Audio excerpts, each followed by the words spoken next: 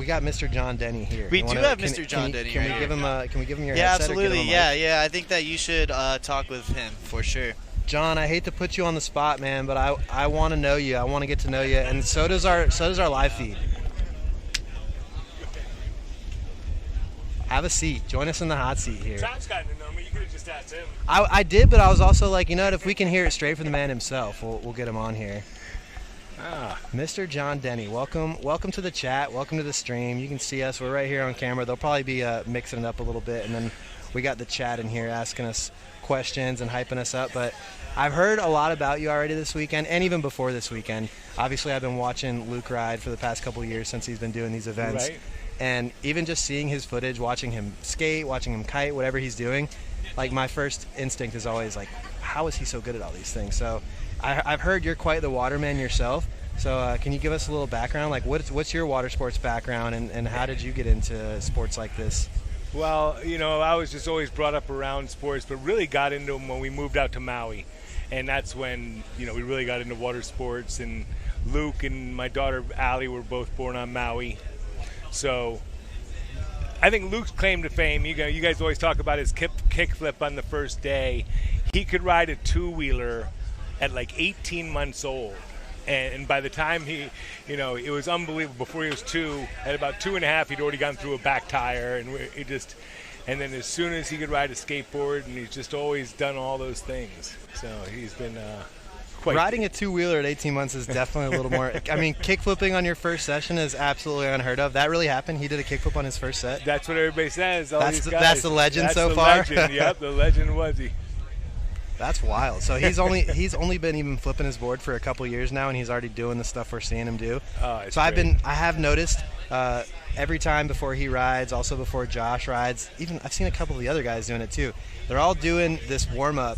And every time I see somebody do it, I'm like asking about it because it's pretty quick and to the point, but it looks effective. So, and I've heard this is you're the one that's introduced them to them. Can you give us a little bit about that warm up the guys are doing? Yeah, we created this warm up a few years, maybe 10 years ago now.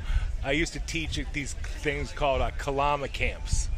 Dave Kalama is one of the big wave surfers in Maui, and we'd take all these people throughout these islands, and we had this 7 movement warm up, and we created it, and then I added an element of gratitude to the squats. So I said we're going to do gratitude squats. So when you do a squat, you'll think I am grateful or thank you, and at the end of the week, people were like, oh, I just love the gratitude squats. So a mentor of mine said, you should put a thought to every movement. So the G7 was born. So it's 7 movements done 7 times, and it has 7 different thoughts that go with each movement. So it starts with log choppers, and you think thank you. You start with gratitude, always starting with gratitude to connect to the universe. And then the next one is torso twists, and you think love. Loving your body, loving your sport, loving the universe.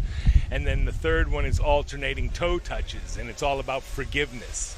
So I am sorry, please forgive me. We kind of get the Ho'oponopono prayer in there in those first few movements, and then that really adjusts your attitude. And the second, then you go down to the lower body. So you do squats, and you think perfect health. You make the realization of health, and getting yourself into that attitude of perfect health. And then you do lateral lunges, and you think of harmony. So in all my relationships are in peaceful and harmonious. Well, that was pretty sick. He had a little bit of a break there in that, he might have needed to hit the G7 again after that little break. So I'm sorry, keep going. So you had the harmonious thought? And then the sixth movement, and the sixth movement is a forward lunge, and that's abundant supply. And then the final one is called right action, where you kind of do a down dog to an up dog, and you get that full body movement. Okay, so a little yoga move there, like stretch out the spine. But the real idea is, when we go to exercise, everybody's thinking, oh, here I got to exercise again, and you kind of do it with a not locked in attitude. So the G7 really gets the attitude going and gets the body going and just gets the whole vibe going. It almost seems like it's more about the mental side of things. Like obviously you're getting the physical movements and the stretches in, but the being deliberate with what you're doing with your thought process there. I think that was the thing that made it most interesting to me, because I was more focused. I was seeing the movements, but then hearing Trav talk about it a little bit, telling me like the thoughts behind each of them were actually the more important part of it, probably. So I don't know if you remember the logo from the YMCA. Yep. It was a triangle. It said mind, body, spirit. Mm-hmm. Oh, that's what the G7 warm-up does. It warms up the mind, the body, and the spirit, because you're thinking those higher thoughts, you know. And that's what makes luck happen. That's what makes community like this happen. It's a very special thing, and it's really rare in the world right now. I think that's what Luke has always been, the king of not being competitive. Never liked competition.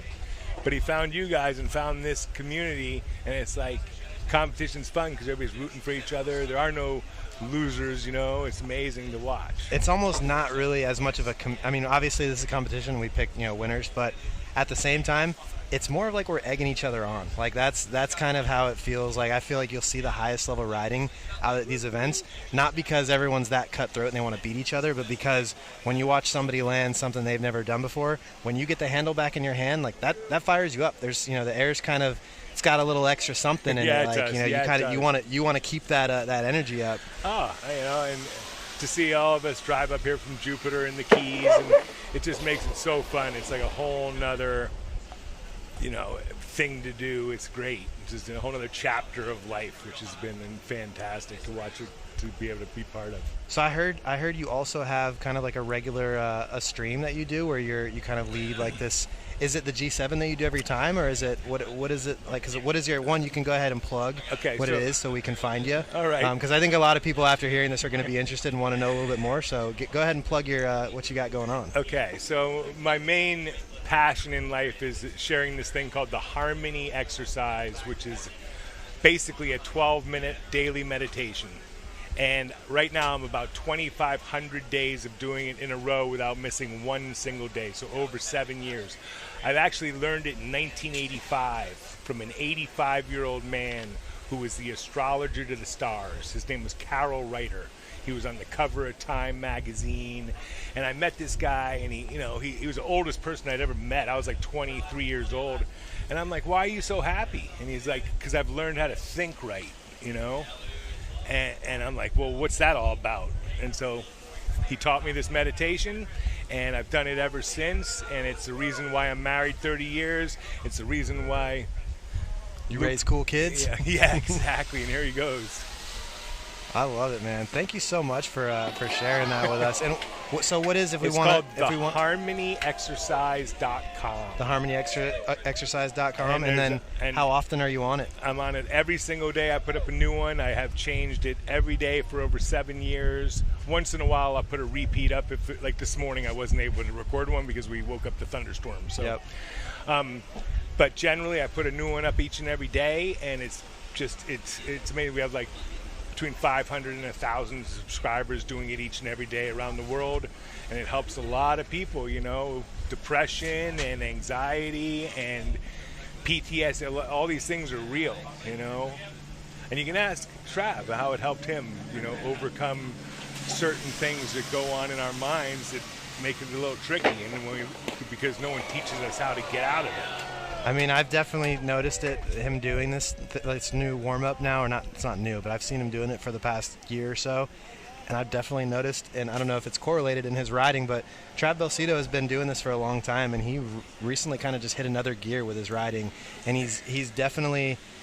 It looks like he's got a little more vigor in what he's doing, and he cares about it a little bit more than maybe he has. Because when you do something for 20 years, it's hard to keep the passion sometimes. And Trav definitely seems to have reignited it because he's doing some of his best riding that he's ever done, and you'd be hard pressed to find him without a smile on his face on any given day.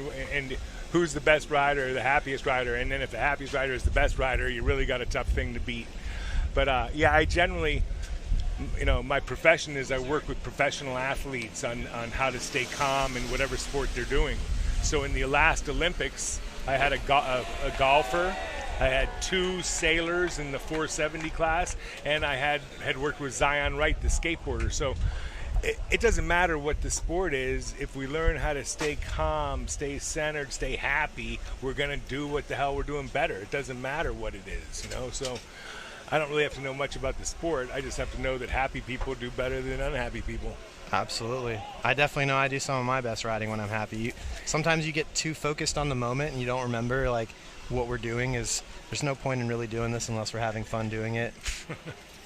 Exactly. I tell my clients all the time, hey, you play golf for a living. You know, play. It's supposed to be fun, and sometimes they forget that.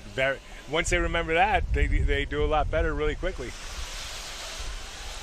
But, all right, it's going to be Coco's last hit right here. Oh. That's going to do it for heat number 2.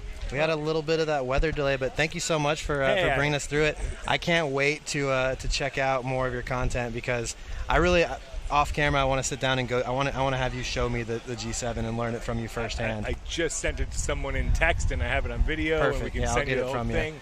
And I'll give you the links. And also, I have a coaching website, johndenny.com. And then the harmonyexercise.com. So johndenny.com and harmonyexercise.com. They should all make life a little bit easier anyway, right? Yeah. Hey, give it a look because it could change your life, it sounds like, because I've seen it work firsthand with a couple of your guys that you've taught it to, and it seems to be working wonders for them. So I'm excited to give it a little try myself. Well, let's talk about it later on. Absolutely. Well, John, nice conversation, man. I appreciate you coming out. No problem. Thank you.